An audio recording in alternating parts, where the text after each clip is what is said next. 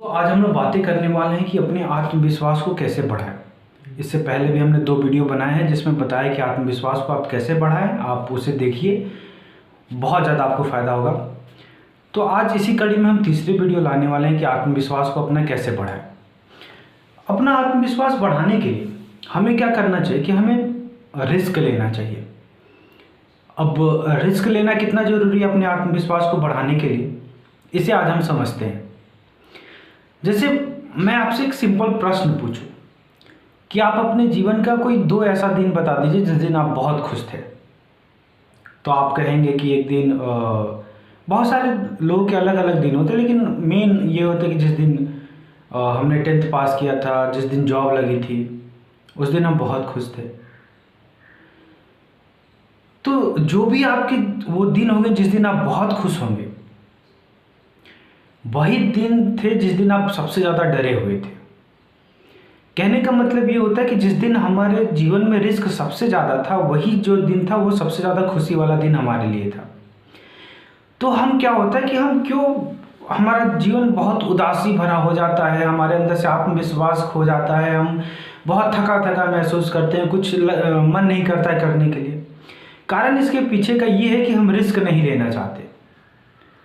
और जब आप रिस्क से भागेंगे, आप रिस्क नहीं लेंगे, तब क्या होगा कि वो चीज़ें आपके लिए, वो जो जीवन है बहुत थकावट भरा हो जाएगा, आपको निराशा चारों ओर से घेर लेगी। तो हमें खुशी तब मिलती है जब हम रिस्क लेते हैं, और रिस्क लेने के बाद क्या होता है कि जब उसका रिजल्ट आता है तो हमें वो खुशी देता है। अब रिस्क लेना कितना ज़रूरी है इसे और अच्छे से समझते हैं कि मान के चलिए एक कर्मचारी है जिसको अपने बॉस से बात करने में डर लगता है। तो ये उसके लिए क्या हुआ, ये उसके लिए रिस्क है। लेकिन जब वही कर्मचारी बॉस से बात करता है और बॉस को उसकी आइडिया पसंद आ जाती है, तो उसकी सैलरी घटेगी या बढ़ेगी? जाहिर सी बात है, बढ़ेगी। तो यहाँ पे क्या है कि जो उसके लिए रिस्क था, जो उसके लिए डर था, वही उसके लिए क्या हुआ, प्रॉफिट हो गया।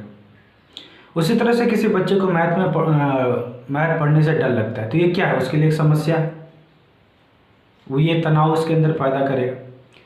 लेकिन जब वही बच्चा मैथ बहुत अच्छे से कर लेता है, तो वही मैथ आने वाले समय में उसके लिए जॉब क्रिएट करेगा। अगर किसी बच्चे को इंग्लिश में डर लग रहा है तो वो उसके लिए समस्या है। लेकिन वही जब इंग्लिश में एक्सपर्ट हो जाता है बच्चा पढ़ के, तो उसके लिए वो प्रॉफिट हो जाता है। कहने का मतलब ये है दोस्तों कि जो चीज़ हमारे लिए रिस्क होता है वही हमारे लिए प्रॉफिट होता है। तो अगर आपको डर लगता है किसी भी चीज़ से, लगता है कि जीवन बहुत बोरिंग भरा हो चुका है, जीवन में उत्साह नहीं है, तो इसका मतलब ये है कि आप रिस्क लेने से भाग रहे हैं। जितना रिस्क लेने से भागेंगे उतना ज़्यादा जीवन बोरिंग हो जाएगा। इसको और अच्छे से आपको समझाते हैं।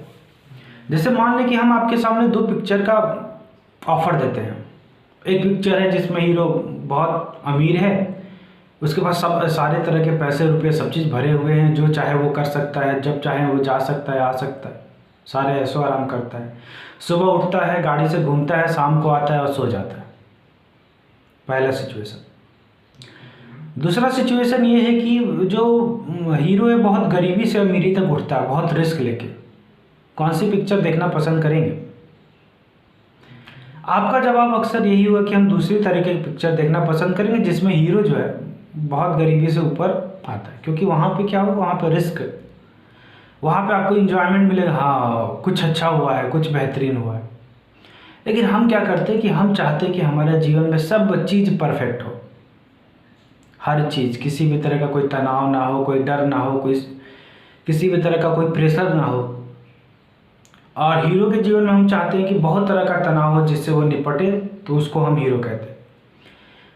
तो दोस्तों यहाँ पे कहने का मतलब ये है कि हमारा जीवन में अगर रिस्क नहीं है, समस्या नहीं है, तो हमारा जीवन बहुत ही थकावट भरा हो जाएगा, बहुत ही बोरिंग हो जाएगा।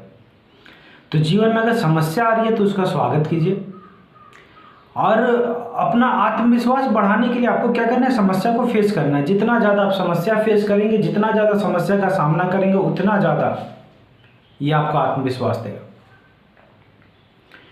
तो लाइफ में जब भी समस्या है उसका वेलकम कीजिए बेहतरीन तरीके से। वो आपके लिए बहुत ही यूज़फुल होगा बच्चों। उसके बाद क्या है कि हमारे पास क्या होता है, कभी कभी हम जब समस्या आती है तो हम उसमें फंस जाते हैं। जब भी हमारे लाइफ में कोई प्रॉब्लम आता है, कोई दुखी समाचार आता है, तो हम उसमें फंस जाते हैं। हमें लगता है कि जीवन बड़ा बोरिंग हो गया है, कोई ऐसा चीज़ नहीं है जो लाइफ में करने के लिए। तो वहाँ पे क्या करना चाहिए, कैसे उस समस्या से हम निकले। जो दुखद घटनाएं हमारे साथ घटी हैं उससे कैसे हम निकले।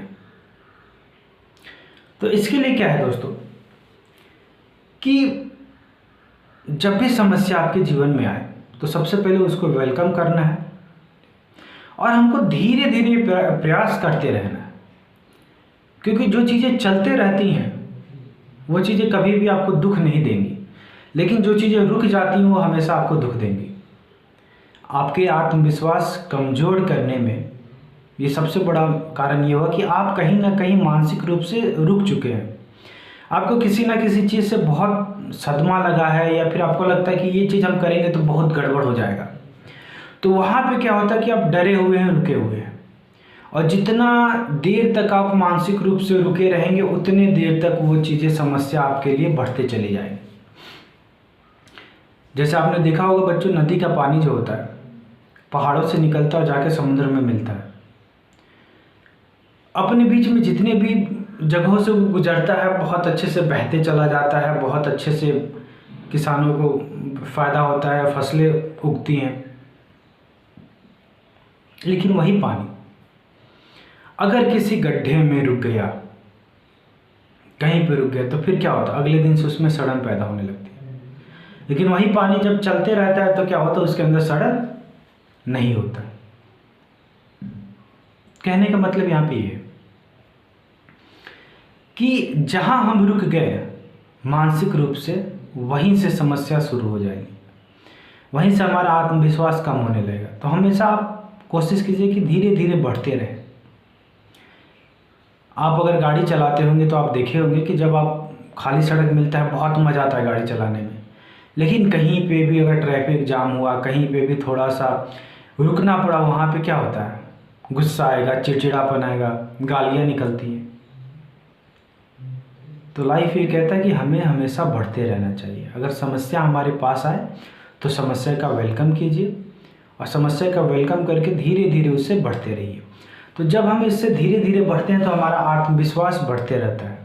भले ही आज आप दिन भर में कुछ काम ना करें, अगर आपने सोचा है कि दिन भर में हम 10 काम किए हैं, 10 काम करेंगे और 10 काम में से कोई काम नहीं करते हैं, तो आपका जो आज का दिन है बेकार चला जाएगा। उस 10 काम में से सिर्फ एक ही काम अगर आपने किया है तो आपको वो एक काम जैसे पूरा होगा, एक पॉजिटिव एनर्जी आपके अंदर से क्रिएट होगी, आपको और मोटिवेट करेगा कि दूसरा काम करने के लिए। तो हमें क्या करना है कि लाइफ में जब हमको लगे कि समस्या बहुत बड़ी हो गई है, अब इससे कैसे निपटा जाए, तो उसके छोटे छोटे हिस्से कर दीजिए उस समस्या के और थोड़ा थोड़ा करने की कोशिश कीजिए। थोड़ा थोड़ा जैसे ही हम करते हैं वो समस्या अपने आप खत्म हो जाती है। और वो जो होता है उसके जैसे समस्या खत्म होगी, हमको एक पॉजिटिव एनर्जी हमें मिलती है कि और उससे बड़ी समस्या का हम समाधान कर सकें। जैसे इसी तरह से एक बिजनेसमैन थे जिनके पास ढेर सारी मैगजीन हो गई थी, जो रिपोर्ट उनको पढ़नी थी, और रिपोर्ट क्या होती बहुत ज़्यादा हो गया था, वो पढ़ नहीं पाते, तो उनके लिए एक समस्या हुई कि इतना सारा रिपोर्ट कैसे ख़त्म करें। फिर इन्होंने क्या किया कि डेली सिर्फ 2 रिपोर्ट पढ़ना शुरू किया और धीरे धीरे 1 महीने के अंदर सारे रिपोर्ट ख़त्म हो गए, पढ़ लिए उन्होंने।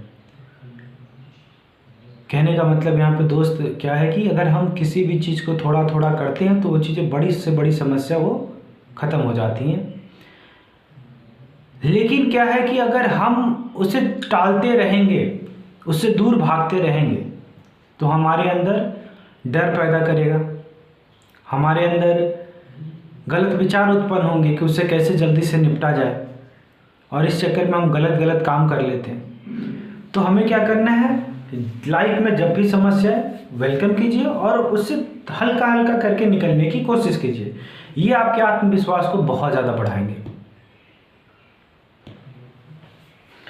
और इसके बाद अगला टॉपिक है बच्चों कि जब भी अगर हमारा आत्मविश्वास बहुत ज़्यादा नीचे गिरा हुआ है इसका मतलब है कि हमारे पास अपना कोई लक्ष्य है ही नहीं। क्योंकि लक्ष्य जब भी आप सोच लेते हैं तो आपको हमेशा मोटिवेट करेगा। लाइफ में आपको समस्याएं आएंगी, प्रॉब्लम आएंगे, बहुत तरह की समस्या आएंगे, लेकिन क्या है कि जब आपका लक्ष्य क्लियर होता है ना तो आपको वो मोटिवेट करते रहता है हमेशा उसकी ओर बढ़ने के लिए। लेकिन अगर हमारे पास लक्ष्य ही नहीं है कि हमें करना क्या है, हमारे पास गोल ही नहीं है कि हमें करना क्या है, तो फिर क्या होगा कि हम सोच ही नहीं पाएंगे कि आज दिन भर में हम करें क्या, और दिन भर में डीमोटिवेट होंगे। तो लक्ष्य होना बहुत ज़रूरी होता है लाइफ में। अगर आपको नहीं पता है कि इस जगह से उस जगह जाना है तो आप रास्ते में ही भटकते रह जाएंगे। तो अपने आप को मोटिवेट करने के लिए हमारे पास क्या होना चाहिए? पहले तो समस्या अगर आए उसका वेलकम करना है। दूसरा है कि समस्या से हमें थोड़ा थोड़ा करके निकलते चले जाना है। जैसे नदियाँ निकलती हैं, नदियाँ बहते रहेंगी तो उसमें कोई गंदगी नहीं होती है, लेकिन जहाँ पानी रुकता है वहीं पे गंदगी शुरू हो जाती है। और तीसरा है कि आपके पास अपना लक्ष्य खुद का होना चाहिए। आपको पता होना चाहिए कि हमें क्या करना है, क्या हासिल करना है। अगर ये चीज़ें क्लियर हैं तो फिर आपको जीवन में कभी भी जो समस्याएं आएंगी आपको बहुत परेशान नहीं करेंगी। आप हमेशा मोटिवेट रहेंगे और अपने लक्ष्य की ओर अग्रसर रहेंगे। तो दोस्तों फिर हम लोग बातें करेंगे और कि अपने आप को कैसे मोटिवेट करें, कैसे अपनी शक्तियाँ समझें। तो इससे जुड़ी हुई 3 और वीडियो हैं, उसे आप देखिए और बताइए कैसा लगा। अगर आपको इस वीडियो से कोई फ़ायदा होता है तो आप हमें ज़रूर बताइएगा बच्चों। फिर हम लोग मिलेंगे और अगले वीडियो में बातें करेंगे। धन्यवाद।